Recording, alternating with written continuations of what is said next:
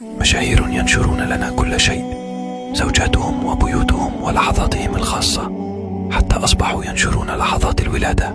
أصبحنا نعيش في زمن غريب، زمن يباع فيه الحياء وتعرض فيه الأعراض والشرف، ويسوق الحرام باسم المحتوى والترفيه. رقص وضحك وتعري، تحديات فارغة وتافهة لا خجل فيها، يجمعون الآلاف على حساب الكرامة والأخلاق. والأسوأ من ذلك أن جيلا كاملا يتابعهم ويقلدهم، ينبهرون بهم ويتمنون أن يصبحوا مثلهم.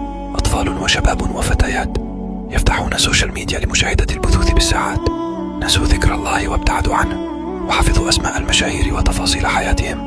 ماذا سنقول لله يوم نقف أمامه وقد تابعنا ودعمنا من يجاهرون بالمعصية، وشاركناهم بالضحك والإعجاب والمشاهدة؟